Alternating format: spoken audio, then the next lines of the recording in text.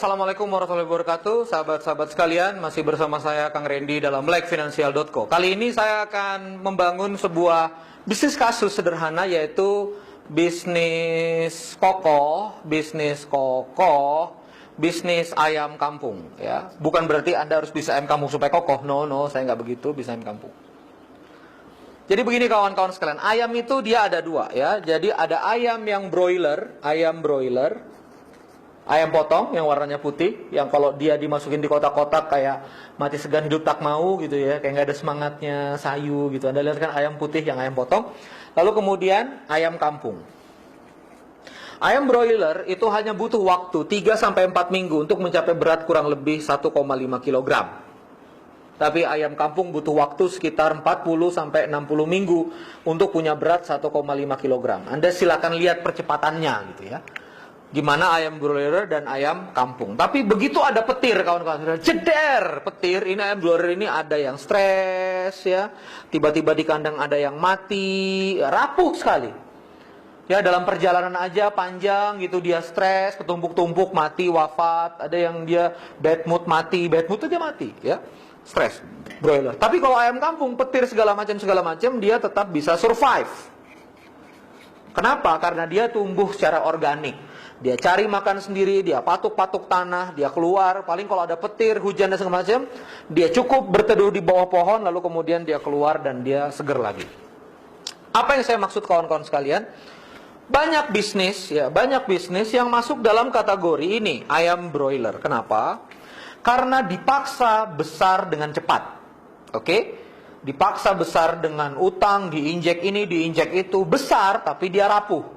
Ketika marketnya nggak jalan, ya, salesnya kurang, akhirnya dia capek untuk mencicil, akhirnya dia mati. Tapi bisnis ayam kampung itu bisnis yang menabung profit terus menerus selama, dan akhirnya dia kuat kokoh. Mau market turun, mau market nggak ada, dia bisa tegak. Ini bedanya. Ya. Kalau misalnya market nggak ada, ya sudah. Oke, saya ambil contoh. Alat berat. Bisnis broiler alat berat dengan hutang. Saya punya kawan, memang dia alat beratnya hutang. Ya. Karena hutang, kalau misalnya ketika batu bara lagi jatuh dan seterusnya, akhirnya alat beratnya nggak kepake, ya akhirnya bingung mau mencicil alat beratnya seperti apa. Nah, kawan saya, orang tuanya, hanya punya 2 alat berat. Tapi alat beratnya ini cash. Apa? Cash. Begitu batu bara nggak jalan, alat beratnya duduk manis, berzikir di garasi. Alat beratnya tinggal duduk manis aja dia, berdiam, berzikir di garasi, udah tenang, nggak ada terganggu. Kenapa? Karena itu dibangun dengan cash. Dari alat berat yang sederhana, nabung profit, beli lagi alat berat satu, lama tapi dia kokoh. Saya nggak tahu, di Melek Finansial ini saya sedang campaign sebetulnya. Saya juga sepakat sama guru kita bersama DWK Prayoga, kita nggak usah gegap gempita gitu. Jadi kalau bisa punya kosan, itu cash gitu kan, dari komisi affiliate, misal aku nggak nyinggung siapa-siapa ya gitu, misalnya gitu. Nah, kawan-kawan sekalian, jadi apa yang harus dilakukan? Ingat, arus finansial bisnis sejati yang track 1, saya ulangi lagi ya. Itu studi kasus, modal. Coba perhatikan, modal kerja berputar jadi apa? Sales, kan gitu ya. Modal kerja, terus di sini barang atau misalnya alat, lalu kemudian jadi sales. Sales jadi COGS. Ini biar diulang terus ya, biar paham. COGS jadi gross. Gross jadi OPS. OPS jadi apa? Net gitu loh. Net profit. Berputar lagi.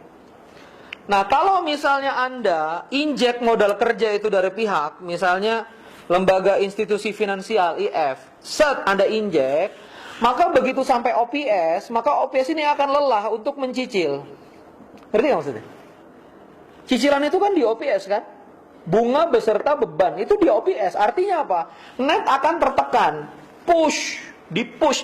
Net itu akan tertekan. Iya kalau salesnya emang gede. Nah, bocor dari sini. Jadi banyak UKM itu bisnis hanya menyelamatkan cicilan bulan demi bulan. That's the problem. That's your problem. Dan itu menurut saya jebakan pikiran. Contoh, Anda punya target cicilan 8 juta. Maka otak Anda itu kelok. Yang penting 8 juta selamat. Ya hati-hati.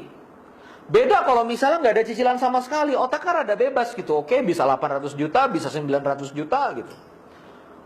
Dan begitu 8 juta ini nggak kebayar, nah ini yang merusak flow. Begitu 8 juta nggak kebayar, Anda galau. Begitu Anda galau, Anda nggak lagi bisa memperhatikan value di produk. Ini kan produk ini. Ini kan produk. Begitu Anda galau dengan cicilan, mulai ditagih oleh debt collector, Anda mulai ditagih, mulai terus-menerus didesak dan segala macam. Akhirnya Anda lupa dengan kualitas. Akhirnya Anda lupa dengan pelayanan, Anda lupa dengan kualitas produk. Lupa Anda. Begitu Anda lupa, sales turun. This is the satanic circle that what happened in SME, Small Medium Enterprise, UKM. Karena Anda bocor di UP, Anda bocor di OPS, cicilan, begitu cicilan gak kekejar, Anda akhirnya pakai short term debt, utang jangka pendek yang 5% per bulan, yang 3% per bulan, yang 8% per bulan, debt kolektornya makin keras, Anda ambil yang 10% per bulan, so Anda lupa, kalau Anda bisnis catering, Anda lupa kualitas nasi, Anda lupa kualitas ayam. Kalau Anda bimbingan belajar, Anda lupa kualitas guru, Anda sibuk gimana overcome, menyelesaikan cicilan. That's what happened.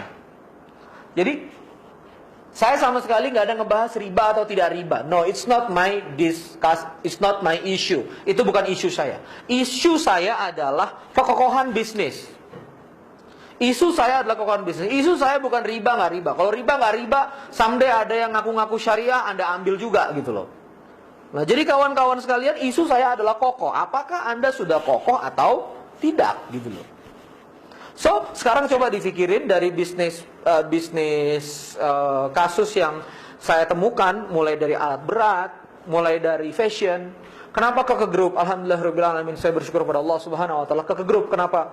Begitu misalnya quote and quote fashion turun, kami tidak begitu goyang karena hampir 60% lebih adalah modal kami sendiri. Jadi waktu dia turun, ya sudah turun. Beberapa orang begitu pasar turun, cicilan tetap jalan. Kami pasar turun, ya sudah. Karena ini modal kami sendiri, kain-kain kami sendiri, kami tinggal simpan. Stok kami tinggal simpan gitu. Itu oke aja, nggak begitu rusuh gitu loh. Jadi kawan-kawan sekalian, mulailah berpikir lambat kuat. Yang kita pikir adalah longevity, keberlangsungan, ya. Yang kita pikir adalah gimana caranya bisnis kita bisa survive terus. Gimana caranya pelanggan kita bisa on terus. It's not about besar cepat, beda. Dan besar cepat itu ya semua sunatullah. Bayi 9 bulan 10 hari. Anda paksa cepat, mati dia. Anda paksa 3 bulan lahir, mati dia. Ayam 40 minggu, Anda booster, suntik ini, suntik itu, suntik hormon. Besar dia 4 minggu. Anda lihat Anda lihat ayam broiler. Disuntik ini, suntik itu, besar dia 4 minggu. Nggak bisa berdiri dengan kaki sendiri, kawan-kawan. Hatinya masih PAUD, badannya udah kuliahan. Jadi hatinya ini masih TK playgroup. Badannya ini udah anak kuliah, dia nggak bisa berdiri. Fisiknya itu melampaui jiwanya. Ada petir dikit, dia stres, mati, dan seterusnya. Jadi ketika Anda memilih sebuah jalan bisnis yang kokoh, melek finansial, sudahlah. Kang, gimana Kang? Saya nggak dapat pinjaman gini deh, ini ditutup. State, sebut ke saya, berapa modal? 10 juta. Ya udah, kan kita udah belajar tadi.